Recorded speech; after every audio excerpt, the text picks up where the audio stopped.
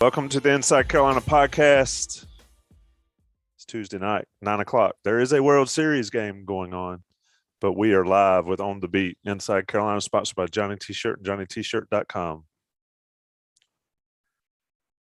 All right, boys, On the Beat, Greg Barnes, Gregory Hall, Isaiah Lucas, Taylor Vipolis will join us in a second or in a few minutes. The man is a world traveler. And if you're a world traveler, you know that planes are rarely on time, so he'll be a little late. Also, if you want to participate in the YouTube chat, you need to like and subscribe to the Inside Carolina channel to do so. We hope you will.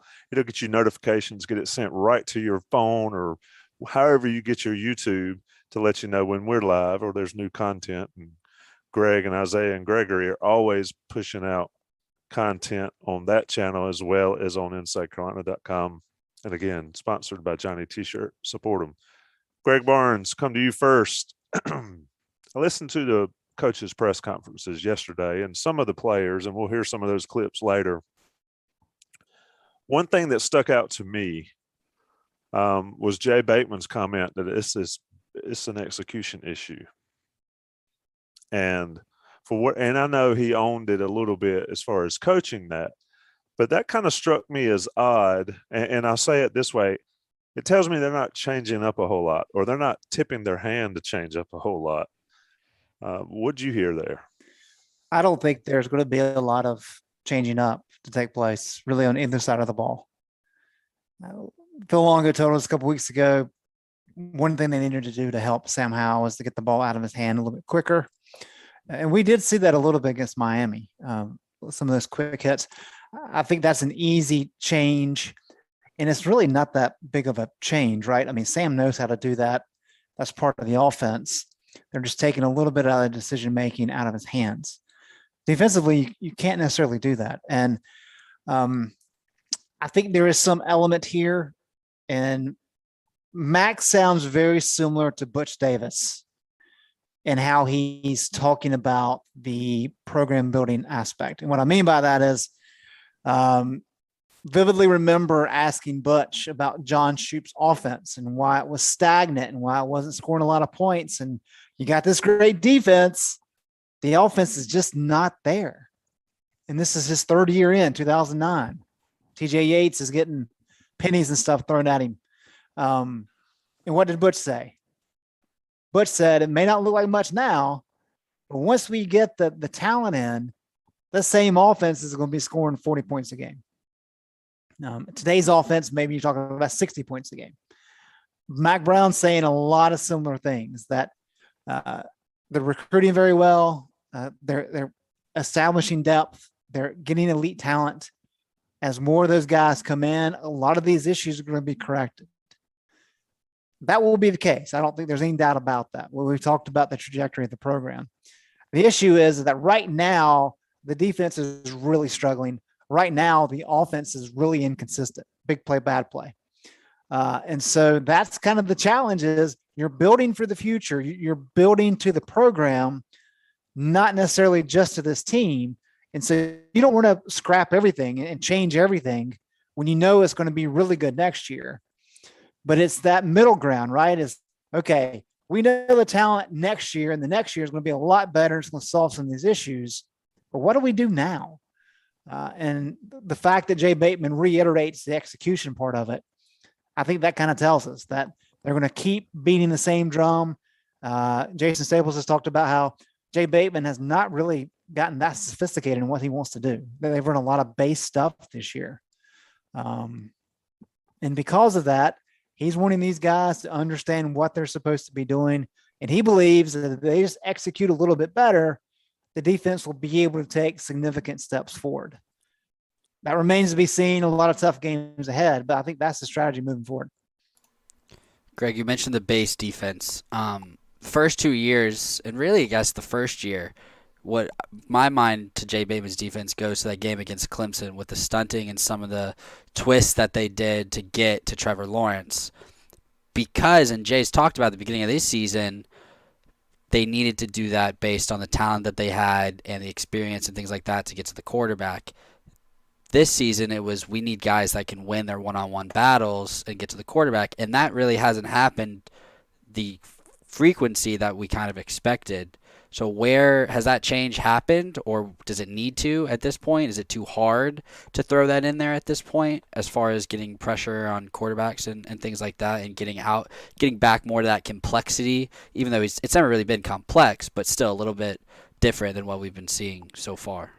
Well, when you're talking about the stunts and those types of things you can do unique up front, you have to be very careful in how you process that and your execution of it, because you can very easily get pushed out of a gap. And if you leave a gap exposed, then you can get hit pretty hard. And we saw that some the last 2 years. They've kind of gotten away from that because they feel pretty good about the pieces they have up front. They really like Ray Vahasek. They really like Miles Murphy. And so when you've got good, talented pieces that can absorb a block and maybe clog up the lanes a little bit, you want those guys to be able to do what they do best. Those are not individual. Murphy's kind of getting to this point. Vahasek for sure is not a guy that's going to really get after the passer. But if he can clog enough gaps, that allows some of the linebackers to really get into play. And that allows like a Jacarius Conley to come in and be able to close up a gap and get some of those tackles for loss, which is really the key. Everybody needs to understand what Jay Bateman is wanting to do is to get stops on certain plays. So a tackle for loss, a turnover, a sack, those kind of things is what he's looking for. Because once you start adding those, the offense's possession gets very difficult. The stats are pretty astounding there. I mean, I think if there's a sack on a possession, only 50% of those score points. Whereas if you don't have a sack, your odds of scoring on a possession increases dramatically. So that's what he's trying to do. He's trying to limit some of those explosive plays and do things a little bit different, but it's still the same base scheme, right? It's still kind of, you're still going to see guys coming from the cornerback position on some blitzes. You're still going to see the safety come up. You're still going to see outside linebackers and even a defensive lineman drop into coverage because you want to have simulated pressure. What that means is he's not going to send 5 and 6 guys a lot. He's going to send 4, 5, rarely 6 guys, but he's going to send them from maybe the left side so that there's too many guys for 3 offensive linemen to block. And so that's more of what he's really focusing on, not doing so much of the stunning and those kind of things we've seen in the past. Isaiah, looking at this defense, you've got a bye week. They don't like to call it an off week because they're working. But do you expect any more of these young guys to get some reps? I mean, obviously Ritzy has gotten a ton of reps. Keyshawn Silver has not. But that's the one thing people ask me all the time is, when are they going to play some of the young guys? Power, rah-rah. We hear about it all the time. And last season, and Greg, you can correct me if I'm wrong, it was about this week, maybe next week, when the freshmen really started playing. So, Isaiah, do you expect to see anything differently from the defensive side as far as personnel Saturday in Notre Dame? Just because of the environment and things like that, I don't think we'll see as much different, just because you're going to need guys with experience to go into an environment like that, and kind of they need to perform really. So I think coaching staff will call on the older guys, and the younger guys will just have to hold off for a little while longer. That'll be an interesting thing, right, Greg, is, this stretch of games is probably the toughest stretch of games Carolina certainly had under Mac Brown, 2.0. I think Sure. NC State's going to be good. Pitt is really good. Wake Forest. I mean, there's people in the chat talking about how Wake Forest gave up 56 to Army. Wake Forest is legit, and they have given Carolina trouble even when they're not any good. So, if not this weekend, when? Against a veteran Wake Forest team, against a loaded Pitt team on a short week. I mean, I think now's the time, though I agree with Isaiah. The environment's going to be different. They have not played well on the road, but the old guys hadn't played well on the road either. So what do you think? So there's 2 things here. Number one, Mac brought it up, and we've talked about it on this podcast before, but when he was at Texas and when he was in Chapel Hill back in the 90s, especially the last couple of years, they were beating everybody by 30 points. And so what happens is you've got all this depth, and you can play your 2s and the 3s, and everybody stays happy, and everybody's playing, and they're having a good time. You can get some young guys playing time because there's no pressure on them. all those things, and you have great morale. They have not had that during his time here in Chapel Hill. I mean, through whatever it is now, they play 7 games, so 32 games. I mean, how many games have been like legitimate blowouts? Not many. And so I think the factors that you and Isaiah mentioned are on point. The other aspect of it is we know that Ra and Power and Jawari Ritzie and Bryson Nesbitt, they've already played more than their allotted 4 games, right?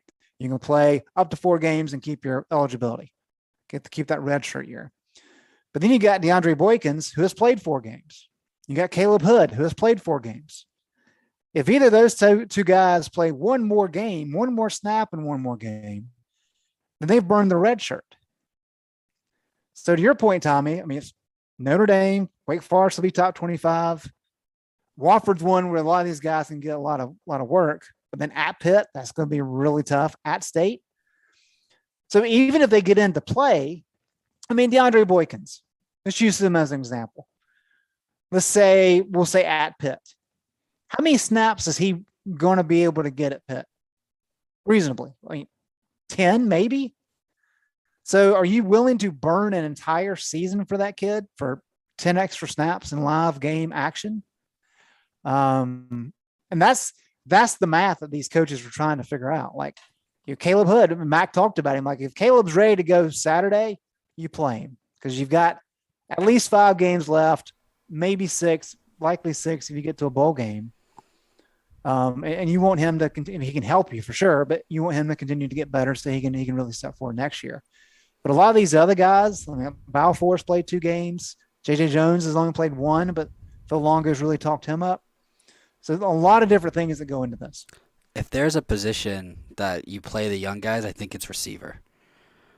Just because of the struggles and you're trying to look for something and some spark. And Longo was asked and talked about J.J. Jones, but really when he was talking about the young guys on offense, I mean, he talked about J.J. Jones, Gavin Blackwell, Bryson Nesbitt, who we've seen flashes. And I believe Nesbitt might be the highest graded in his small sample size as far as Pro Football Focus goes. Kind of like, is it Ra? I think Ra on the other end, right? Small sample size, but they've excelled in their small snaps. So if there's a position that you play the young guys at, I think it is receiver. Because now with Caleb, you play him because you think he's probably gone in 3 years anyway. He's not going to stay long term just because of his talent level.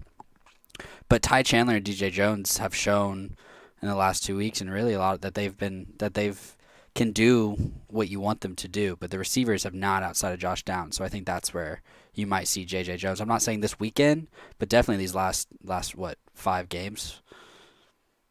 Well, here's the deal with that, and somebody mentioned it, and I was about to ask it on the board, and Isaiah, you can chime in. Anybody can chime in. If guys are good, they're not staying 5 years anyway. They rarely stay 4 years anymore. If you remember people like that go like, didn't Gio redshirt, and he played his redshirt freshman year, redshirt sophomore year. Did he play his redshirt junior year? I can't remember. Anyway, if somebody blows up as a redshirt freshman, they're not going to be there past year 2. Their redshirt sophomore year anyway. Gio played 2 years. Yeah. So by redshirting him, if he redshirted, he may have been hurt. But point stands. You're not getting but 2 years out of a good guy when you could get 3. Now, that being said, and Isaiah, you can chime in here, is how are guys going to get experience to play next year, Greg, if they don't play this year? I understand saving a season, but it really is a waiting game, Isaiah, isn't it? Or not a waiting game, a balancing game for these coaches. Personally, if I was the coach, I'm playing them all. Play them all. That's my mantra, especially when they're young and talented. What do you think, Isaiah? I think it just comes really down to performance. And if you see there's a position where a guy change needs to be made, if you feel like the chance is there to take it, give him a chance. If he's doing good, I mean, then of course you keep riding with him. But if not, then it really is a balancing act. You have to find who you're willing to take that risk on. Yeah, and if folks didn't listen to Mac in the press conference, go back and watch it again at Inside Carolina's YouTube channel. he talks a lot about the balancing act, and we've talked about it here on this podcast and on others. And a lot of people are asking about Nesbitt's putting Nesbitt out wide. I'm gonna wait for Taylor Viplis to come in on that. So since Vip is a receiver, he can explain maybe why that's not as simple. Gregory, go ahead. His Uber ETA is in 4 minutes. So, Tommy, to follow up on what Isaiah said there, this is really kind of a unique situation as well, because when kids have played in the past, it's number one, out of necessity, where you've had to put a young guy out there just because body count, right? Or the freshman or the sophomore is so talented that they need to play to help you win. But I think a lot of these guys this year are in the middle ground where they don't have to play out of necessity because there's enough guys. And they're not necessarily the best guys out there, even though they do make some splash plays. But to your point, Tommy, they are guys the team's going to need next year and the next year. So it's not clear cut. And it really is, because we don't get to see these guys in practice every single day. It really is guys that pop. And that they pop it at different times of the year and at different points of their career. But only the coaches know that. And then they have to weigh, okay, well, we think Power is going to be a great middle linebacker for us. But is he good enough right now to sub for not only Jeremiah Gemmel, but Cedric Gray as well? I mean, I would say no, but again, that would be up to the coaches. It's a weird dynamic, but I just think if we'll use Rara, he doesn't play. Well, he's going to burn his shirt, but anyway, they're not going to be there beyond 3 years. So I think you need to get them in there. Somebody mentioned ruining some reps, ruins them some confidence. I remember some of the bunting linemen, defensive linemen. I'm not going to call them out by names, but they threw one of them in there, I think at a defensive lineman spot, and he got run over several times. He was never the same. Viplis coming in. While Viplis is coming in, somebody asked, what did I catch at Beaufort? Caught a little bit of trout, caught a big, huge Spanish, caught a bunch of flounder, but thanks to North Carolina law, you have to throw flounders back. Caught a big, huge Spanish what? Mackerel. Okay. Oh, my fault. Spanish mackerel is a fish. King mackerels are even bigger fish. The locals call them Spanish or kings. Good eating too, so I've already had a bunch. But yes, Vip, get you in hot from overseas, the world traveler. Tell me why or why not putting Nesbitt out wide as opposed to in the tight end position would be a good thing, a bad thing, or something Carolina should try. I think it's something that Carolina should at least explore that option. It's been something I've been saying ever since I think that Georgia State game where you saw the athleticism that he put on display. Now it was against Georgia State, but at the same time, like he comes in with the profile that he's more of an athlete than a football player to start with, his experience and his background kind of getting into football late. But if it's something where Kamari Morales, Garrett Walston, they've kind of already established what they could do at the tight end position, while the receivers really haven't done too much to separate or kind of break out the way Carolina kind of thought they would. So it's a case where if you could get another athlete on the field like Bryson Nesbitt, then you should at least explore that possibility and see if it is something that can be a reality, because I'm a huge fan of Nesbitt and think that that his potential is off the charts. I think even before in the spring when somebody asked me for a dark horse guy for this year, I said Nesbitt, just because I like his profile and how he kind of projects at the tight end position with his size and speed. Vip, I want to talk to you about wide receivers for a minute. I believe, Gregory can correct me if I'm wrong here, but I think this is right. Josh Downs had at 14 of the 17 targets for wide receivers in the game against Miami. And those numbers weren't quite that shocking earlier in the year. But as the season has progressed, it seems like while the running backs have gotten a little bit more involved and he's Sam Howell's liking the tight ends a little bit more. He's really just kind of lasered in on Josh Downs. Phil Longo talked to us on Monday about some of the young guys that have started to make some moves. J.J. Jones, Paysor. I'm curious your opinion. Like, is the issue here the talent in terms of the personnel? Is it still primarily on Sam kind of locking in on guys and maybe some confidence and trust issues with the other guys? I guess my question is, do you need to see J.J. Jones and some of those guys get opportunities now? Or is there more behind the scenes than just the name on the back of the jersey at wide receiver? Yeah, I think if I had to kind of guess where most of these problems are coming from, it's that trust issue between Howell and the receivers, Green and Simmons, because I know the default is to say that these receivers aren't creating separation, but like I've said before, you can't tell me these guys are running 40 pass routes per game and they're not creating any separation at all in their routes to even get 1-2 targets a game.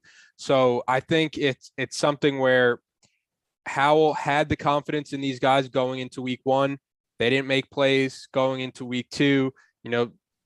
Not the best competition going into week 3. Still didn't really see them making a ton of plays. And then as a quarterback, once they don't start to make plays a couple of times, you're kind of off them. You're going to go to guys that that can make the plays, even if your reads are saying maybe you should look elsewhere, because when you do go to them, they're either not catching the contested balls, they're not creating separation, or they're just dropping passes. So I think it's a more of a lack of trust. So if I'm Carolina during this bye week, I think you have to get as many young guys as possible reps, just to see what they can do and see if you can build that trust this late in the season. I'm kind of hesitant to think that Carolina can plug in a J.J. Jones or Kobe Paysor and kind of expect great results, but it's not like the results you're getting right now from the wide receivers are enough to be like, we can't try something else. So I think with what you've seen so far that there's really no downside to trying out a guy like J.J. Jones or Kobe Paysor for reps here and there, because they're still not getting targets either way. And Taylor, Greg, you were correct, by the way. It was 14 out of 17. Okay. Taylor, a lot of issues with the offense. Is the lack of a vertical passing game number one?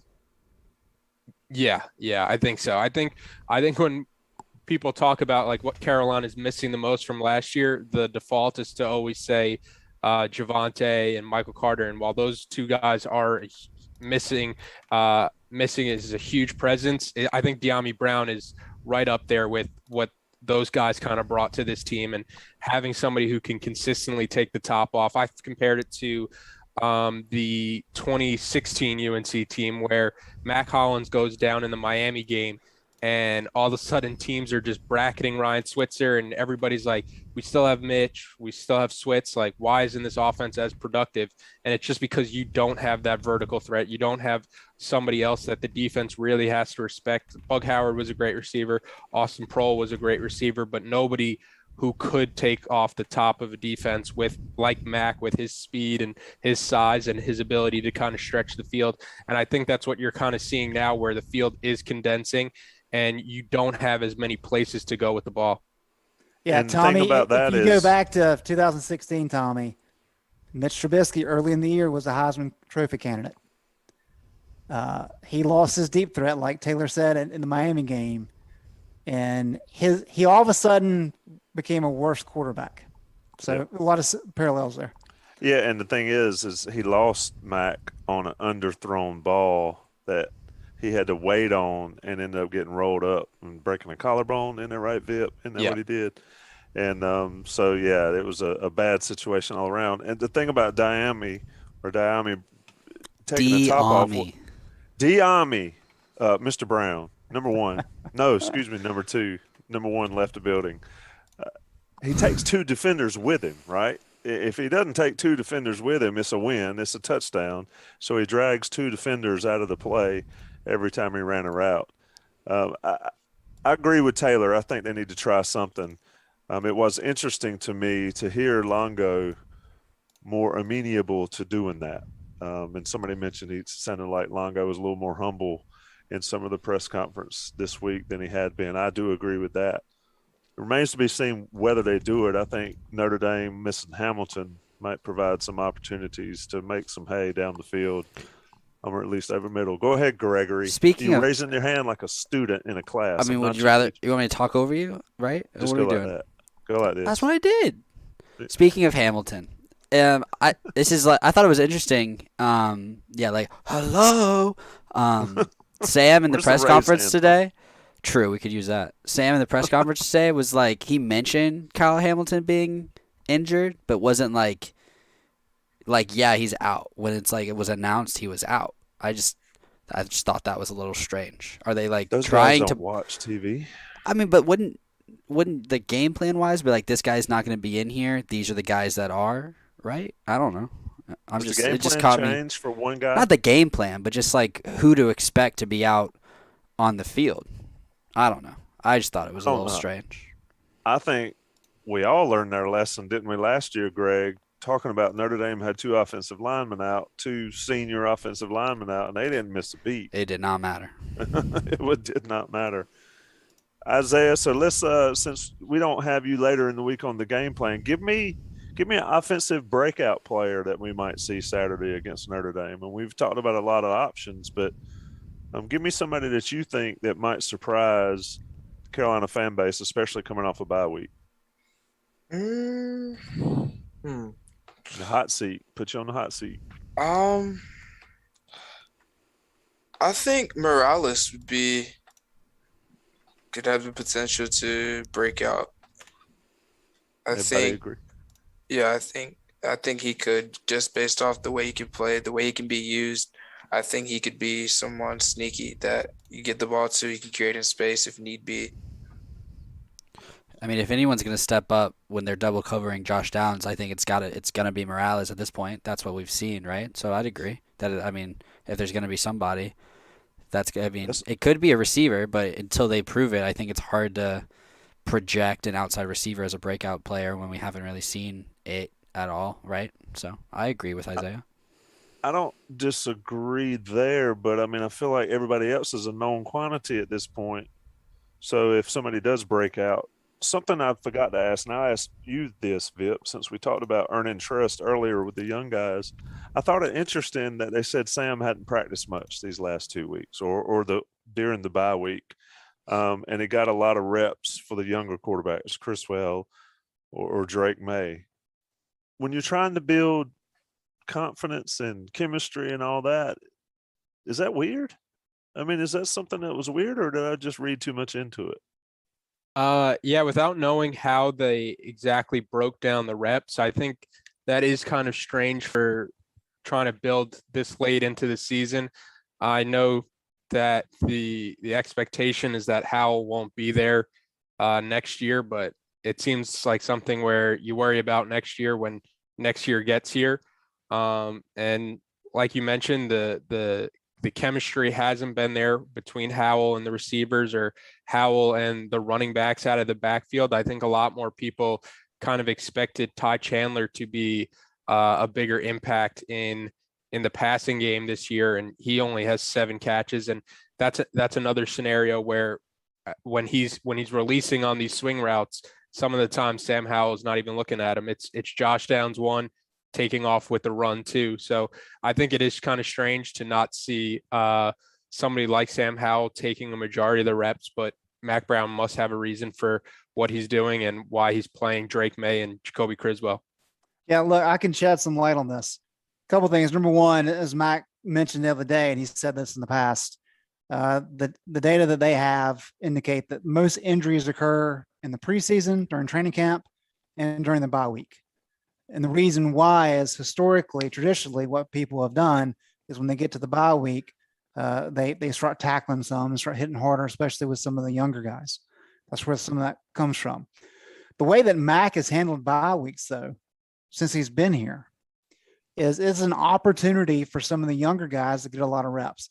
Now, typically what happens is you have, depending on the position, you have your 2 deep, maybe even your 3 deep, that get the bulk of the reps during a standard game week. So the way North Carolina practices, they're off Monday, they practice Tuesday, Wednesday, Thursday pretty hard, have a walkthrough Friday, and then they go through corrections on Sunday after the game. That's how it's set up. So when you only have 3 true practices each week, you really want to make sure the guys that are playing get the bulk of those snaps. And so because of that, some of the younger guys don't get as much. Now, not necessarily true with the quarterback position this year, because Drake May and Jacoby Criswell have kind of split the backup reps. So they've gotten plenty of action.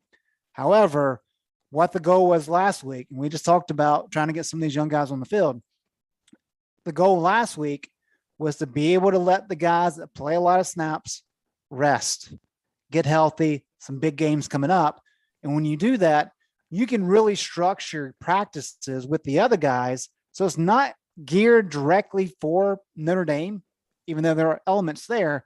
It's for a lot of these guys just to practice almost like it's preseason or spring practice and get a lot of reps and see exactly how much they're developing during the course of the season. Because in a standard week, you don't get to see that as much. Now, when you want to talk about Sam Howell, I mean, Taylor's points are on point there. Yours too, Tommy. You don't have that chemistry that maybe you've had in the past, and you're trying to build that. I'm sure we'll see a lot more of that this week in practice. But I think last week was really about trying to get Criswell and May further along in their development. They're going to get to play against Wofford.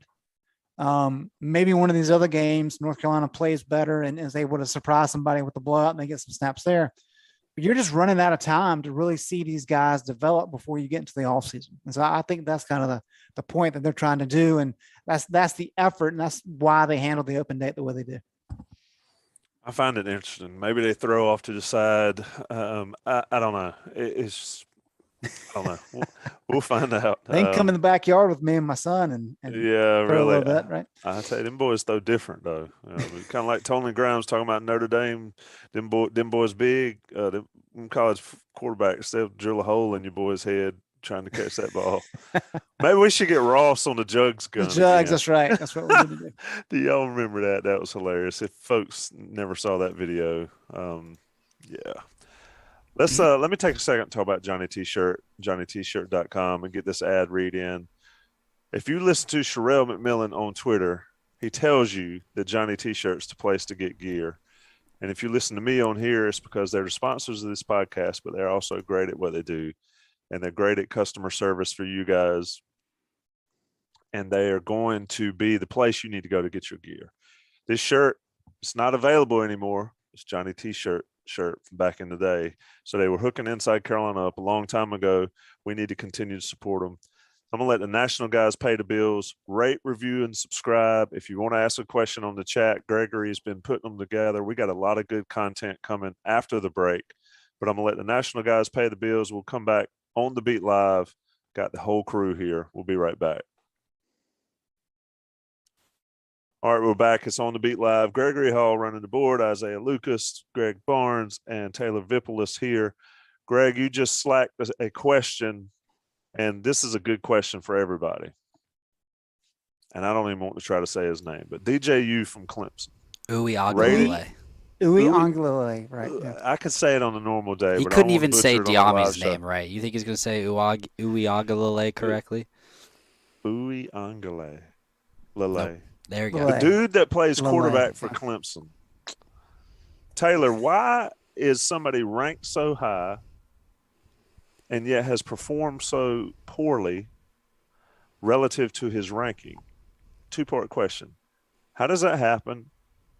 And is it fair to the kid to have those kind of expectations, not live up to them, expectations that he didn't set, and then he struggles? Where's the blame lie there? Is it on the coaches? Is it on the player? Is it somewhere in between? What's your take, Taylor? Because you've been on that field and seen the pressure these guys are under. I think it's first and foremost, it's hard to evaluate high school players and the level of talent they're going up against. I think sometimes you could see these 5-star quarterbacks or these 5-star offensive linemen or the 5-star wide receivers, and then you're kind of looking up who they're going up against, and it's kids that aren't even going to get any type of college look. So it's almost like, how do you kind of evaluate those guys when they're up? And that's why the camps are such a big point of emphasis. And if a kid goes in and a kid's just really athletic, there's a chance he can, perform really well one weekend at a camp, get a bunch of offers.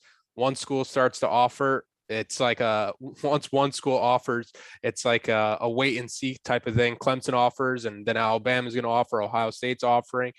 And it's easy for these expectations to kind of get out of control once you throw these 5-star or these high 4-star rankings.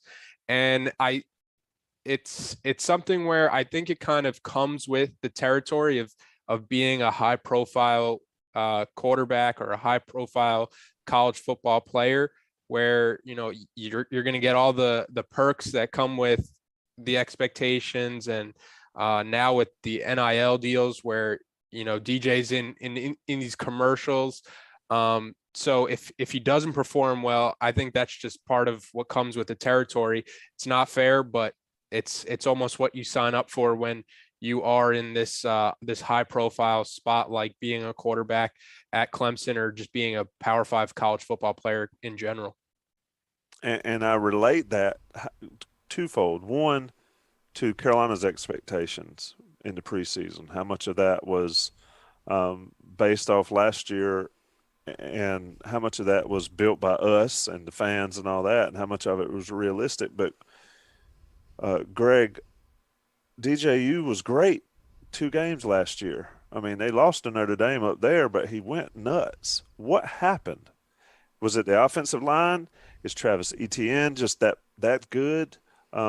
Slash Javante and Michael Carter just that good to make the quarterback and the line good? I mean, it's just a weird dynamic, I think. And I think it's relevant what's going on with him with the Carolina program as well. I'm trying to tie it back into Chapel Hill. Yeah, well, a lot of it too last year was that nobody knew what to expect out of him. And people this year have game film on him. But to look at this from a wider scope, I think people make the mistake of thinking that recruiting rankings are flawless, which they're not, for a lot of the reasons that Taylor laid out there. And if you're an inside Carolina subscriber, Don Callahan's one of the best in the business. I'd say he's probably the best in the business. And the reason why is because he, especially in the state of North Carolina, he goes to all these high schools. He talks to all these coaches. He's built relationships over the last 15 years. He can look at kids. It's one thing to look at a kid on film and look at him in person, see his athleticism, his build, his quickness, all those things. But even that doesn't encompass the intangibles, right? Like, is he a good leader? Is he a good teammate? How does he respond to coaches? How does he respond to criticism? All these kind of things. Because Don goes all these places, he sees that. He understands that. And Don's been really good with his recruiting rankings. But he'll be the first to tell you it's not a flawless art form, right? And the reason I bring that up is I've over the last 10 years, the first couple of years I was with IC, I was really into every single recruit. I don't think you can do that from a football perspective. You have to really look at the classes in general and say, okay, is this a top 15 class? Is it a top 25? And the reason why is 247 has done a lot of this data mining, a lot of different websites have. But when you look at the NFL draft and you look at 5 stars, only a little bit more than 50% of those 5 stars are drafted. Okay. So it's close to like 60%, but basically 1 out of 2 5-stars gets drafted. I'm not talking about first round. I'm talking about the entire draft. So what you're saying is, if you look at North Carolina's recruiting class, pick which one of Travis Shaw and Zach Rice is not going to be drafted. That's what we're talking about here. And everybody looking at this and say, wait a minute, both those guys are going to be elite top 10 guys, right? Well, that's the hope. But so many things go into this. I think like 6% of 3-stars get drafted. So it is just a difficult thing to kind of pinpoint. And guys whether it's injury, whether it's a situation at home, whether it's a girlfriend, so many things that pop up. Some guys, yeah, they're just overrated. Some guys don't have the drive that's necessary at the college level. So it's just hard to kind of figure out, where the fault lies, right? Because you can't get all this stuff right. And I still think, to your point, Tommy, DJ looked good last year. We know he's got a good arm. I mean, he looks like a prototypical quarterback with his size. And maybe it's just a learning curve thing. And maybe next year he'll be a lot better. We'll have to wait and see. But he certainly didn't look good this year. And So let me chime in on that. Give me a breakdown, and Isaiah, you can go first. I'm going to go across the room. Give me a breakdown. Percentage of talent versus percentage of coaching development. It's got to equal 100. Where do you lie there? I think it's 70% coaching, 30% talent on the college level. What do you think, Isaiah? I'd say 60-40. so more emphasis on talent is more important. No, I'd say 60% coaching, 40% talent. What do you think, Taylor? I would also add the aspect that Greg was talking about, the mindset from a player and how coachable he is. And I would probably say it's like 40-40-20 with that last aspect coming in, because I've seen players that come in with 5-star rankings, not naming any names, and it's almost like they can't process that they're no longer the best person where in high school, like, you dominate all these kids, and you can't really process all of a sudden that everybody here is just as talented. And when that first sign of adversity comes, you kind of go back in your shell, and you start blaming the coaches for why you're not playing, or you start blaming this and that for why you're not playing. So I think it takes a special person to kind of get through that first wave of adversity, when you look around and you're playing with a bunch of All-Americans, and you're playing with a bunch of guys who are just as fast, if not faster, just as strong, if not stronger than you. So I think that aspect is also something that you really have to take into account for. And I think that's something that fans often forget, that this is such a big jump from the high school to the college level.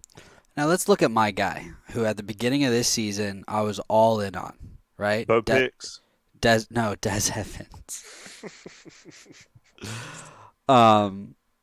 Dez Evans, right? Remember when he was dropped from a 5-star to a 4-star when 247 came out, like when the rankings came out, and the fire that was the message boards are like, oh, they're screwing Carolina by dropping the rankings, and why is Dez moving, blah, blah, blah, blah. And I mean, he's still listed as a 4-star and is still UNC's 8th highest rated, I guess he's 7th. He's UNC's 7th highest rated recruit all time. Right? And he's got 0 sacks on the year, and he's just not – he doesn't have the confidence. Someone mentioned swagger as something that's up there. Like, you can have all the talent in the world, and it kind of goes with mindset, swagger and mindset, right? It was just like – I mean, the coaches – it's not like the coaching staff is ignoring Desmond Evans, right? And he's got the talent. We've seen it in practice. I mean, I've seen it – with my own eyes in the open practice and spring practice, as far as like what he's capable of. But when it comes to game time, he's in the wrong spots. Things are still moving a little bit too fast. And next year could come out and be fantastic, right? So I think I liken it to the Bears and Mitch Trubisky. Mitch was not ready to run that offense and that team 1 year out, when he only really had 1 year as a starter in college football, right? It's kind of like high school to college to the NFL. Sometimes these guys get thrown into the fire and they're just not ready. Also, it had to deal with tools around Mitch, and obviously the Bears offense, we've seen it with whoever's back there, has not been great. But it's the same deal maybe with DJU, as far as like, yeah, he looked great last year. He comes this year, the tools aren't the same. And it's just too quick for some of the guys. Just because they dominated in high school, it doesn't mean that they can dominate in college right out of the bat. Dez Evans in high school dominated, right? And he's not doing it here. Doesn't mean he's a bad player as it currently stands, he could still be great. It's not like his career is over, right? So that's how I view the Stars and whatnot. Someone said leave the Stars at the door. Yeah, it doesn't matter. Yeah, it's great, and you want to go get the talent. You want to go get Zach Rice. You want to go get Travis Shaw because they are talented. But then they're still going to come here, and Travis Shaw is still going to compete with Jahvari Ritzie and Keyshawn Silver. And he might not get immediate time like we think. So, yeah, there you go. Well, if I'm being honest, I was told by somebody in Lee County that the defensive end on the other side of the line from Evans was the better of the bunch. He was just like 5'9" or something, and he ended up somewhere like App State, and he'll be the kind that kills Carolina next year. Yeah, I was also going to say that was one of the things that I think Coach Fedora did the best, kind of get that mindset that once you guys come in, the stars don't matter, the rankings don't matter. I think one time even we were all in like the auditorium and he like had everybody stand up who got like some kind of recognition, and like, you know, more than half of the team stood up. And it was kind of like that awakening moment where, you know, we're all on the same playing field. And I think you kind of saw that with who kind of emerged from his teams, where you have guys like Cole Holcomb being a great leader on the Carolina team. You have guys from the 2015 team like Mac Hollins and Jeff Schottmer, where once they were coming into Carolina, nobody would have said that those guys would be two of the four captains or two of the five captains maybe by the end of the 2015 season, with like Landon Turner and I think Quinshad Davis might have been the other captain. So like you might have been able to project that Quinshad was going to be one of those guys, but I don't think anybody would have had Mac Hollins, the deep snapper / safety when he came in, or cornerback when he came in, and then Jeff Schottmer, who was an undersized, you know, linebacker, or was he a big safety? So I think that was one thing that the previous staff was really good at, kind of getting guys in the mindset where what's going to get you on the field is production. Taylor, I wanted to ask you, one of the great examples that kind of stands out to me is Queese. I vividly remember when he first came in, I believe it was spring practice after, I guess that was 2011. But some of the guys in the program, staff members, were saying, yeah, it's only a matter of time before he's playing a different position, because passing is just not his thing.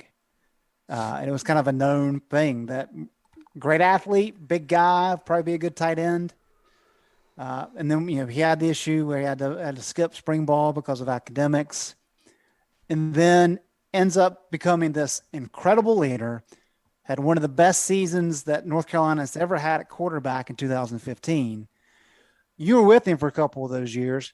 Did you see him just develop and mature in surprising ways those last couple of years? Yeah, I would say he definitely matured, and he would be the first person to admit that. But I think the biggest thing with Queese is that every day he kind of came in with the same mindset. Like you never had to be the one to kind of pick up somebody like Queese, because he was going to back himself. He always had a ton of confidence. He always had the biggest smile out when he was on the field, and you knew he was going to bring the positivity. And it was just something where if he could just get his off the field stuff settled, that eventually his talent was going to kind of take over.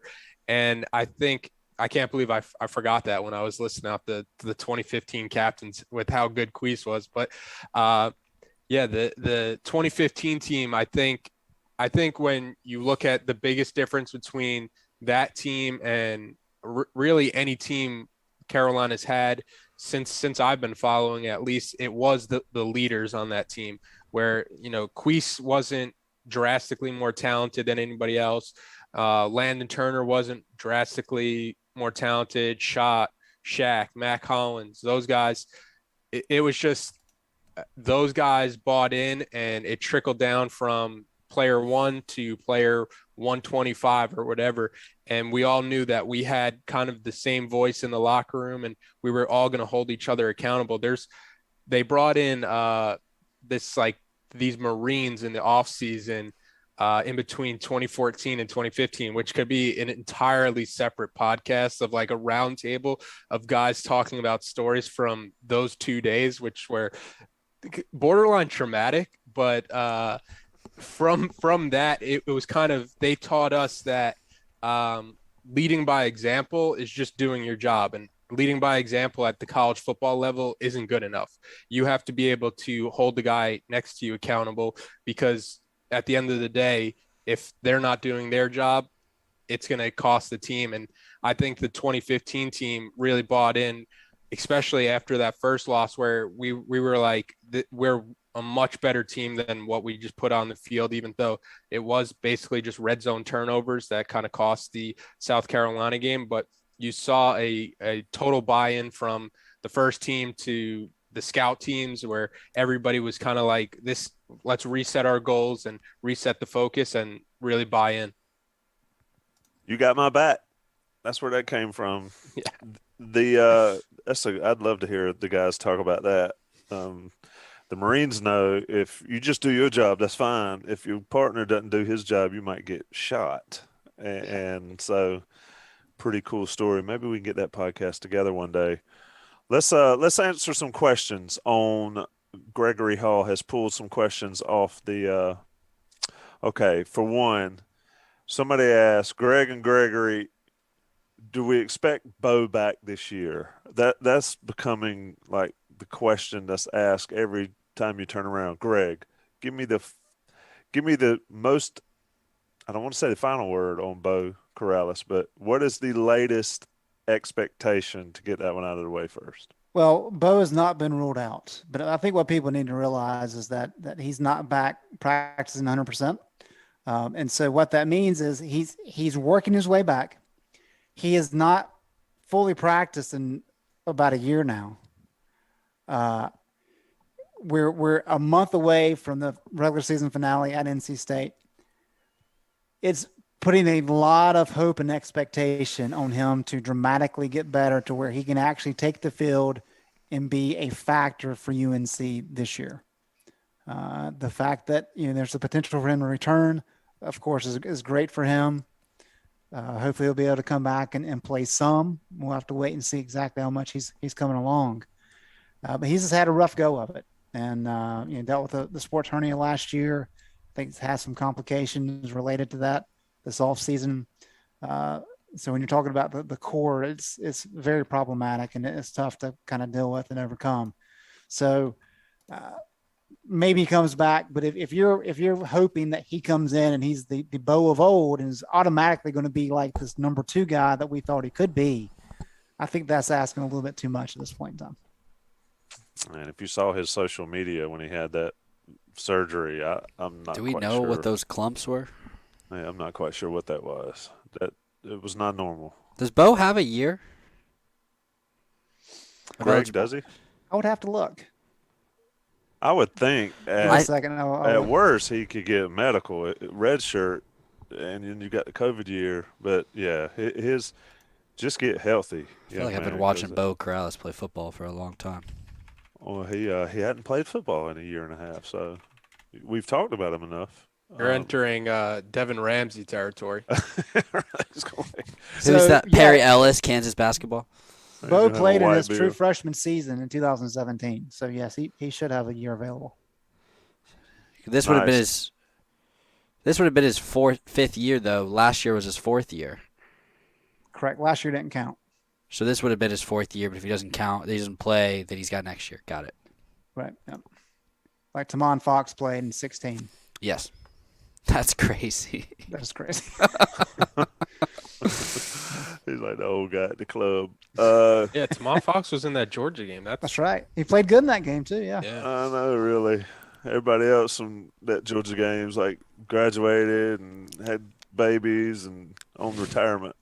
And he's still out there. Isaiah, who do you think gets Clyde Pender's reps? I'm not quite sure how many reps he got. What did he get? 20 on the season, perhaps. They talk about Keyshawn or KBJ. Isaiah, who steps in that role, however small that role was? 28 snaps. I think Keyshawn will get him. Really? Yeah. Tell us why, because the Inside Carolina message board people have been – he's another one of those guys. He gets plenty of discussion having not shown up yet. So why is Keyshawn getting out there? I think got to see what he can do. I think you got to keep giving him more chances just to see if he'll be able to pan out. He will get him. KBJ. Greg, is KBJ – Max said he's lost some weight. Is he in game shape and ready to play? More than 1 or 2 snaps a game?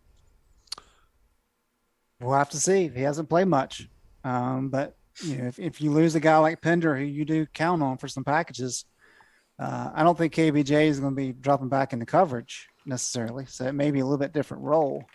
But he's a guy they feel like has made tremendous strides. And so I agree that you're talking about Silver and KBJ guys that they think can have impacts moving forward.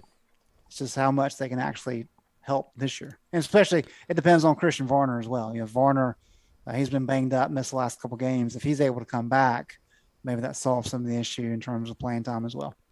It's like my created player on NCAA 214, 6'6", 350-pound safety.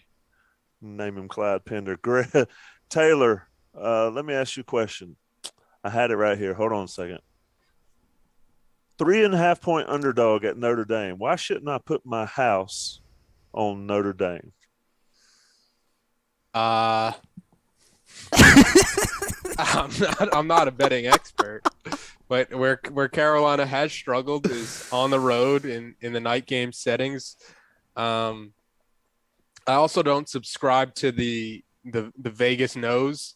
I think you're more inclined to realize when Vegas kind of when a team can keep it close like Carolina, and then you kind of default to the Vegas nose. But when you're looking at Carolina's games just this year, how many times have they lost as double-digit favorites? And you don't default back to the Vegas nose lines where they clearly got the line wrong, and we're really off in those situations. But if I was a betting person, it would be hard for me to bet on Carolina knowing their track record on the road in night games. And Notre Dame might not be the same team as they were last year, but I don't think Carolina is really even 70% of the team they were last year. So it's two teams where you don't really know what you expect. So the default, I guess, would be to side with the home team.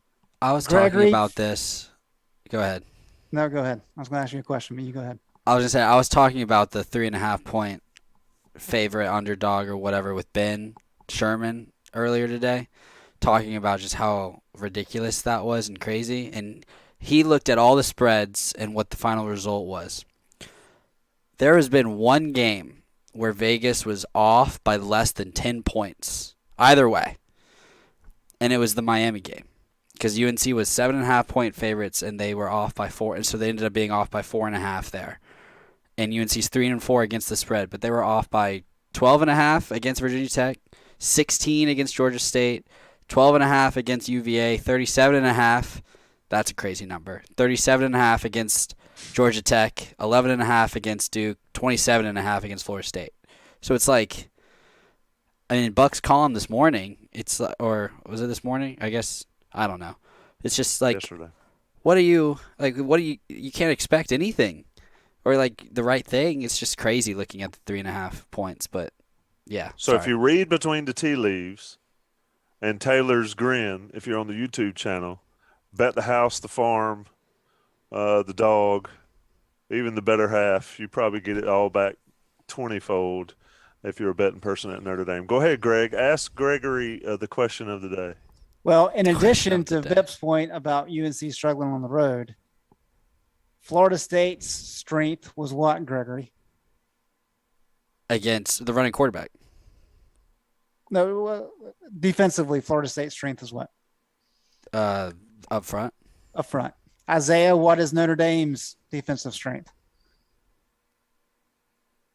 Front. The front. Yeah. Especially without Hamilton. Right. So, but just in general, that's where they've had success. They've had a lot of ability to kind of rush the passer.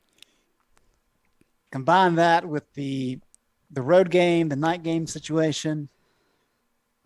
Yeah, that line is very tempting. And Gregory's right that the point spreads have been way off. But it's tempting. Yeah, my prediction would be that Vegas is going to make money. So, Well, I think Either- that's pretty sound, no matter who you're for betting those on. for those who may not know, Vegas doesn't know. What Vegas knows is all they're trying to do is to get 50% of people to bet on this side, 50% of people to bet on that side. The reason why is that the house always wins 10%. I So don't half the think they're going to people- get 50% of people betting UNC plus 3.5. Well, I don't know. I mean, that's for it to not be moving, they are. right. So that's the goal: 50% of the money here, 50% of the money here, and then you get the 10% cut, and you can live quite well off 10%. But it's interesting for sure. Greg, were you surprised that Mac said about the Notre Dame game last year in the press conference today? Were you surprised that he said, "I knew we had no chance to win that game offensively"? I don't think I've ever heard a coach admit that. He certainly Or- hadn't, not with Sam Howell at quarterback. I mean, there's a lot of games that they've played with Sam, and as potent as this offense has been in the last couple of years, it was a little bit surprising. He was right, but yeah, it was surprising. So there's a few more, and Gregory, I asked you to delete the ones we've answered. So Oh, I sorry, can't- I've been I can't occupied. keep up. So what did we get wrong? And I'm paraphrasing this question. And Taylor, Everything. I'll ask you this, because you were 11-1 in the preseason predictions too. Somebody got on me on the message boards, asked me, "Oh, yeah, how are your preseason predictions going?" And I was like, "Well, how are yours?" And they were like, "Well, I don't make them." I mean, you either Expectations and predictions are very similar. Yeah, so, Taylor, where were we wrong? Were we overrating the talent on the roster, or is the coaching staff not developing and or getting enough out of the talent on the roster to cause you're, I think, 7-0 at this point. I was definitely 7-0 at this point. And reality says 4-3. Wherein lies the rub there? Yeah, now thinking back, I don't even remember what my one loss was, but I You think want me it to pull was. it up again? Yeah, Don't. while I'm figuring this out, I think it's a combination of overrating the talent and then overrating the leadership coming back. I think you could talk about how much Carolina misses Javonte Williams, Michael Carter, De'Ami Brown. I think Carolina misses somebody like Michael Carter's presence in the locker room just as much as his ability as a running back, if not more, what he kind of brought to the locker room. And when you're looking at this Carolina team, it just feels like you're waiting for some players to step up and be that vocal leader and be that person that can kind of take charge, because like I said earlier, like leading by example is just doing your job. And from what I saw in the Florida State game on the sideline and what I saw from Georgia Tech on the sideline, it's a team that once things start going bad, they're kind of looking around for somebody to step up, and they just look lost when things start going bad and things start spiraling out of control. And you haven't really seen the ability to handle adversity and respond to the tough times. I think what was encouraging about the Miami game, even though you still saw some of the problems, is that this team ultimately did find a way to win. And it's something that, for Carolina's perspective, you're hoping that they can continue to build on that. While the process to the result might not have been the best, the result still matters at the end of the day. And it's something where you never really know the true impact of a win has for a locker room and kind of building guys' confidence up. Taylor, your one loss was this game. Notre Dame. Interesting. So let me ask this question, then we're going to get into a couple quick fire these basketball questions people keep asking. Greg, at what point does talent overcome lack of leadership? Lack of leadership. I don't know that it can. I mean, look at Miami. Right. Look at Florida State. Plenty of talent on those teams. There are plenty of teams that have a boatload of talent. I mean, look at all the SEC, right? I mean, yeah, you've got Alabama and Georgia at the top, but even teams like South Carolina have recruited well and have top 25 classes pretty much every single year. And yet that's a middling program at best, right? And so, yes, it's about competition. Yes, it's about coaches, but it's also about leadership.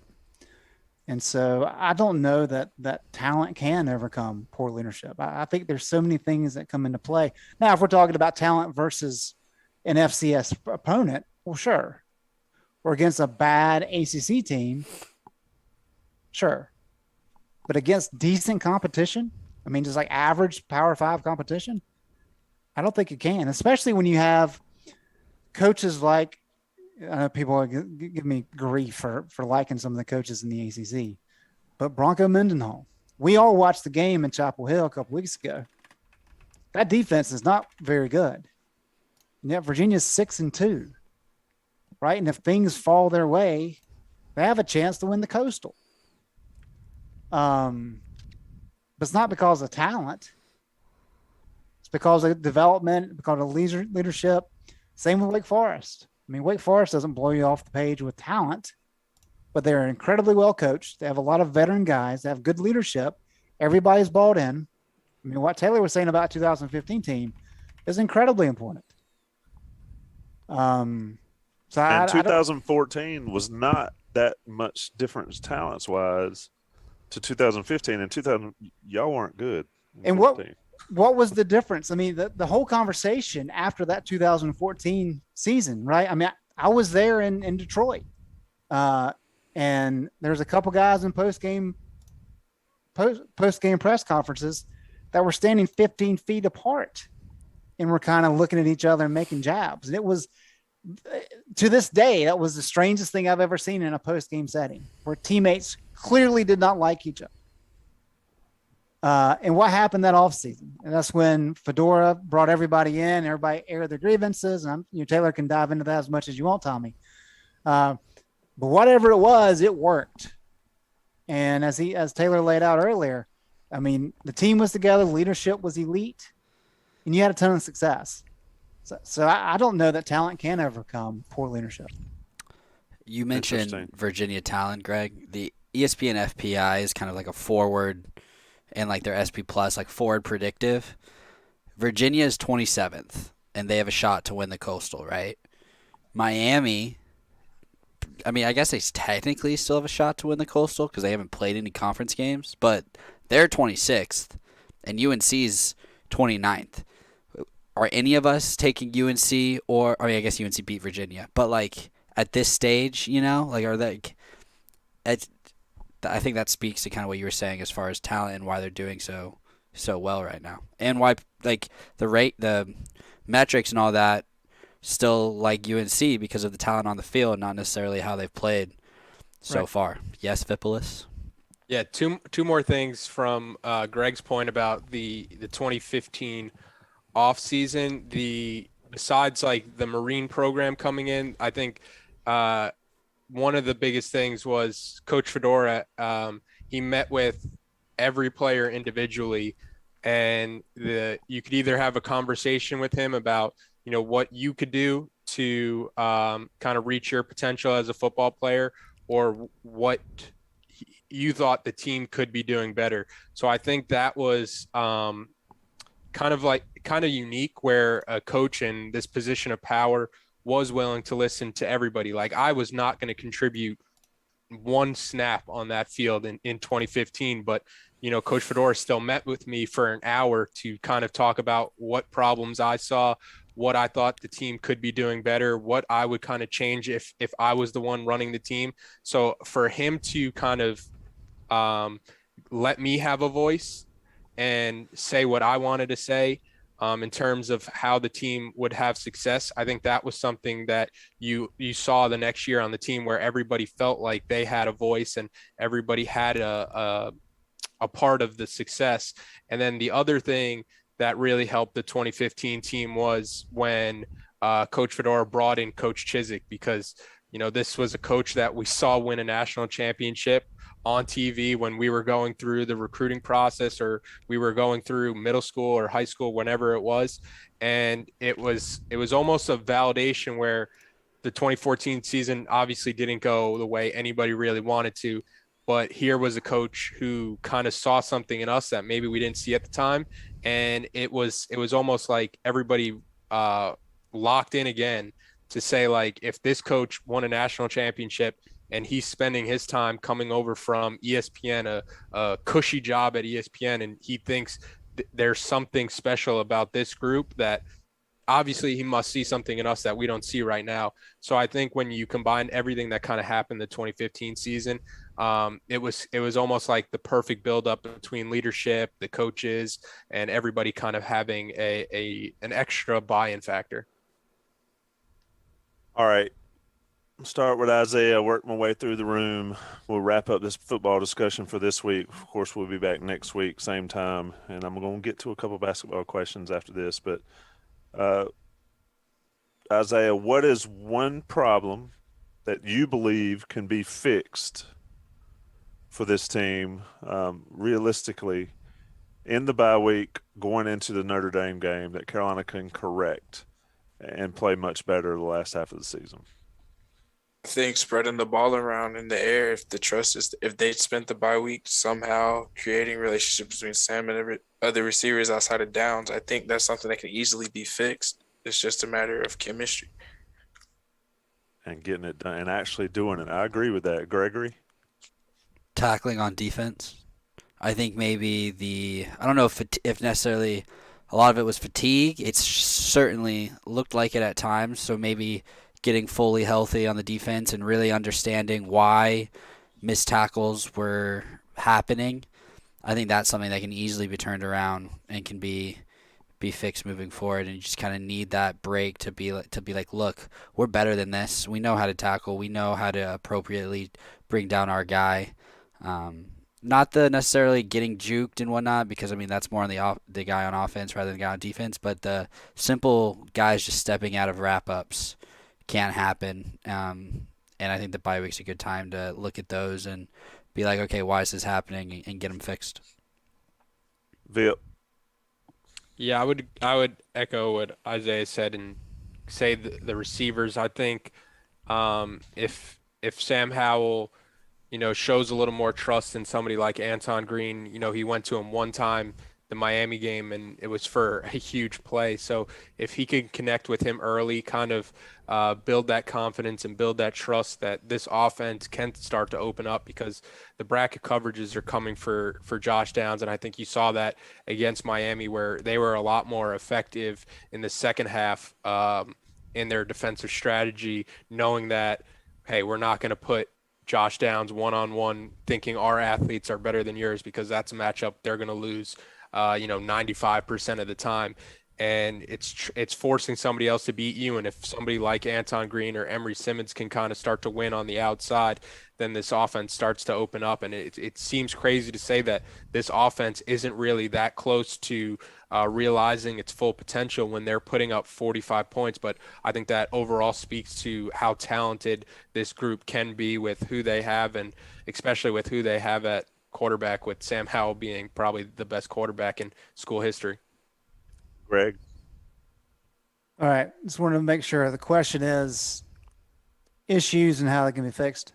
One thing that can be fixed at this point in the season so they're better the back half. Greg wants to fix all the issues.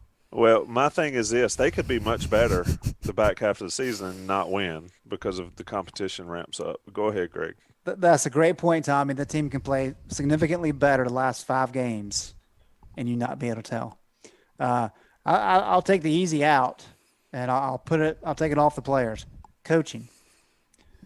Coaches need to do a better job connecting with the players. Jay Bateman's right. It is about execution. That falls at the feet of the coaches. If you watch Jason Staples and Mike Ingersoll kind of break down some of the OL blocking issues, a lot of that is coaching. It's technique. It's making sure that the players understand what they're supposed to be doing. If the player's not doing what he's supposed to be doing, put his rear end on the bench. I think that's how this team can make strides the rest of the way. Yes, the players have to play better, but I think the coaches have to be able to connect and have to be able to encourage and motivate the players to elevate their play. And if that can happen, North Carolina can win some of these games. I agree with everything you guys have said. I think accountability, to Greg's point, needs to be real. And if you're doing the same thing over and over and it's not correct, you got to sit and play somebody else. And I'd rather see somebody get a chance to do it wrong than see somebody do it wrong over and over and over. And I agree 100% it falls on the lap of the coaches. I've been saying that for quite some time. And I also think Ty Chandler out of the backfield catching balls could really open up this offense. He's always open, on wheels or out in the flat. And we've talked about him in the preseason. That was one of his things that he could do.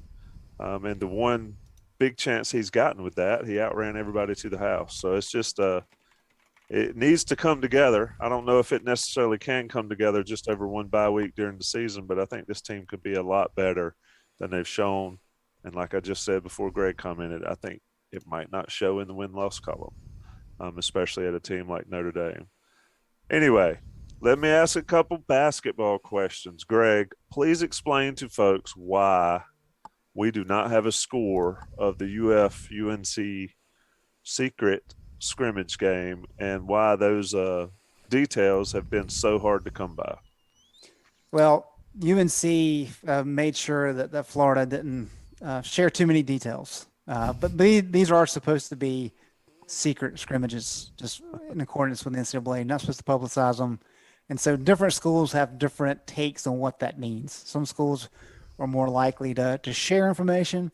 But I think what we've seen with Hubert is he's trying to keep everything as close to the vest as possible to prevent other teams kind of getting an idea of exactly what he's wanting to do. Everybody knows he's going to a more 4 out, 1 in type of system. But it just seems like he's keeping a lot of this stuff pretty close to the vest so that teams are going to have to watch a lot of film once games start, and they're not going to get too much of a head start. I think that's at the root of all this. And maybe to tamp down some expectations, because he might have learned what the football team went through with expectations that were through the roof. I think they're going to be pretty good. All right, around the room, can't say the same person. So if you go first, you have the whole roster except one. Isaiah, who's the most important basketball player not named Armando? See, I was going to say that was one that he can't mess up. But all right, go ahead, Isaiah. Caleb. I think it's going to be Caleb Love. Oh, why did you give it to Isaiah first? Because I like him better than you. And you're going last from now. Vip. Not named Armando, not named Caleb, and tell me why. What's the exact question? I don't know the exact question. Who is the most? He didn't have an exact question. I know. He said most important player, not named Armando, and now not named Armando nor Caleb Love. All right, so I'll go Justin McCoy, just because I think you know what you're going to get from the bigs. The bigs are going to be the strength of this team. You have somebody like Caleb Love coming back, where Carolina's really struggled the past couple of years. Ever since really Cam Johnson left is on the wing. So I would say Justin McCoy, and he kind of has that potential to be a 3-and-D type guy and be a guy that you can kind of plug in right away. Interesting. Greg. I'm gonna leave Gregory a gift, and I'm gonna go with Brady Manick. And the reason I say that is for this new offensive approach, where you're really stretching the floor and maximizing Armando Bacot in the paint as your primary option. Manick has to be a legitimate 3-point shooter, and all indications are that he is. And if he can crash the boards a little bit, he's going to get a ton of playing time. And I think just his ability to kind of slide out and hit those corner threes is going to be pivotal for Hubert Davis to showcase, hey, this is what we want this program to be moving forward. I think Brady's a very sharp kid. I think he's going to be a good addition to this team. And I think for everything to kind of play out the way Hubert wants it to, he's got to be a key piece, especially on the perimeter. I agree with Greg, by the way. No matter who you say, Gregory, I agree with Greg. I think Manic's going to be a beast for this team in this offense. Who you got, Gregory? Well, I guess I have to pick Kerwin Walton now, right? Is that the gift Greg You is have giving to. me? You have to. Yes. somebody I was on expecting here- you to pick Kerwin, so then I had already kind of formulated my answer for Dawson Garcia, but I'll give my answer because Tell you so- what, you give us a breakdown of each of why you think. okay, so Dawson, I originally when I had watched the open practice was kind of thinking that Brady Manick was going to be kind of a sixth man off the bench. But kind of after watching him in the late night scrimmage and reading Sherrell's breakdown of that, it makes complete sense to have Manick and Armando together at the 4 and the 5 in the starting lineup. So then in my head, that most likely leaves a playmaker and a versatile guy who can defend probably 3, 4, and 5 in Dawson Garcia in that role. So that's why he was going to be my next most important guy, because if he can come, I mean, six man is super crucial. Come off the bench, can provide a spark if Hubert either needs a change because someone's not performing or just to give guys a spell. If you can have 6 guys that you can fully trust, basically having 6 starters almost, that's huge. And so that's why Dawson was going to be my answer. Now, as far as Kerwin's really the only guy that we've still seen in a Carolina uniform that can consistently shoot the ball. And so, yes, we know that Caleb's numbers pretty much can't get worse than they did last year. I guess they could, technically, but I think that'd be very hard. Caleb shows that he can shoot the ball. Manick, obviously, Greg just gave his answer on that. Like, there's other shooters on this floor, but the guy that has done it and needs to continue to do it is Kerwin. But it's also more than just his shooting. He needs to show that the defenses can't just put a hand in his face and then he's done. You've got him defended. He needs to be able to create his own shot for himself if necessary. And I think that kind of can, if he can do that and get even more attention on him than just when he's off the ball, then that'll open up the floor for other guys even more so. And so then there's my Kerwin answer. We'll talk a lot more about basketball next week. We'll have a half and half show. But let me ask the group, who leads the team in three-point shooting? Percentage or makes? Percentage. Okay. Kerwin. Kerwin? Who got Armando? Isaiah? Percentage? Armando. Nah, you got to have at least 25 makes. If Armando makes 25 threes on the season, Carolina's in the Final Four. He made 2 in the 4-minute video they released. Don't watch highlights. You can't rely on the highlights. It's like a mixtape on YouTube. What do you mean you can't? The highlights come from the games, Tommy. Isaiah, who leads the team? Kerwin. You say Kerwin too, Greg? I did. Vip, you think it's Kerwin? Yeah, this is Kerwin, and it's almost identical to the Tamon Fox, Dez Evans preseason conversation where I've seen Kerwin shoot before, so I'm going to go with Kerwin. I'm going to say Brady Manick. Well, that's why I am taking Brady Manick. Vip. So nice. We got 2 Manicks, 3 Kerwins. Sherrell. Or who you RJ, got? actually. I might take Sherrell, RJ. Sherrell's in the chat. He just retracted his message, so we don't know. Who leads the team in rebounding? It's got to be Armando, right? By far. Yeah. If you're going to have a 4 out, 1 in, and your only in is Armando, who else is getting – guys will get rebounds, but like – Well, no, Justin McCoy can get in the rebounds. I'm not so sure. Well, I'm not going there. Armando might average double-digit rebounds. Anybody else averaging double-digit rebounds on this team? No. All right, Gregory. Oh, basketball. I'll let you start, Gregory, on this, and we'll go around the room quickly because we got to get out of here. We've been on this hour and a half. I know Goes by Greg's fast. getting impatient. Greg's getting antsy. I've been Gregory. traveling for 12 hours. Hey, Come on, Rel man. just No one – you've been in London. Shut up. Rel Rel- just commented. Rel Kerwin. loves Kerwin. That seems like a meme we need to make. Gregory, if Dawson Garcia is your 6th guy, who's starting? Quick.